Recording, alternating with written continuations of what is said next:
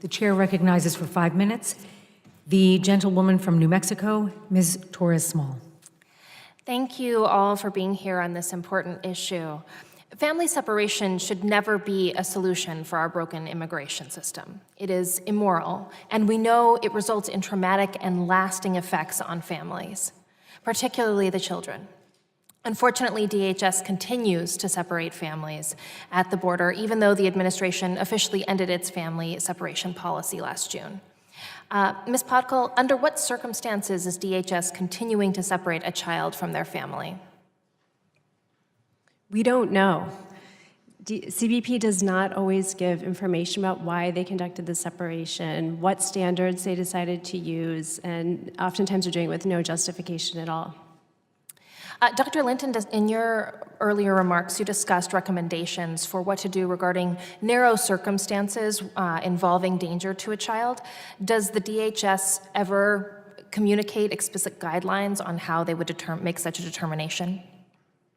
To my knowledge, those guidelines do not exist, and we would recommend that there be strict policy guidance that separation should never occur unless the safety of that child is at risk at the hand of the parent and a competent family court makes the decision, just like we do with every other child when we have to consider whether they should be separated. How many children have been separated from their parents since the termination of the administration's zero-tolerance policy? I know what we know from the reports from the OIG that we believe there were thousands more separated than the nearly 3,000 we know about, but I'm not able to comment beyond what has been reported publicly. Does anyone else have any better idea? Well, as I've said before, we don't know because they're still not keeping track. Dr. Linton, as a member representing a border district, I have seen firsthand that CBP facilities are not meant to handle the influx of children and families that we are currently seeing. You discussed previously some recommendations for screening and follow-up care. How do you suggest CBP change its policies to adapt to the rise of family units and to ensure that these families are provided with quality medical care?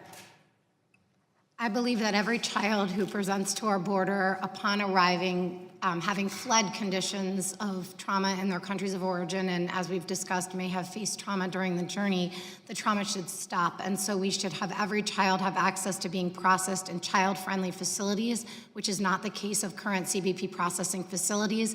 Children should have access to screening, comprehensive medical screening, mental health services, and should also have legal representation so that their cases can be fairly heard. Thank you. It's my understanding that when parents are separated from their child, they aren't being provided reasons for the separation. What is CBP's process for notifying parents that they will be separated?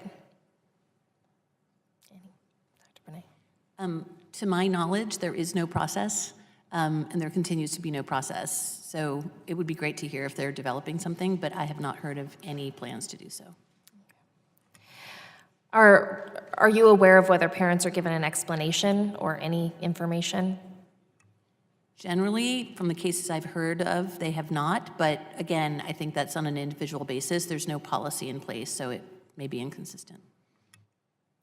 Do you know what process parents can use to appeal the separation, particularly to explain charges on their criminal record issued by the government from which they are fleeing? To my knowledge, there's no process. Given what you have seen from separated families, do you have recommendations on how this process could be improved? Developing any process would be a step forward.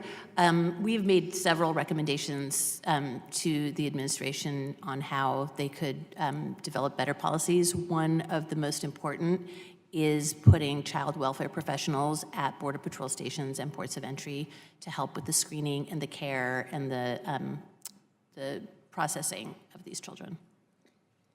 And if I may add, I mean, this sounds a little basic, but even just keeping track of the separations and ensuring that the information goes to both the child and the parents so that they can maintain communication. What we see is a child can't oftentimes move forward with their legal case because it's the adult who has all the information about their case, has the documents that are necessary, has important information. And even when they have been able to keep track of the separations, it's taking longer than a week to make sure that the child and the parent can speak again after the separation.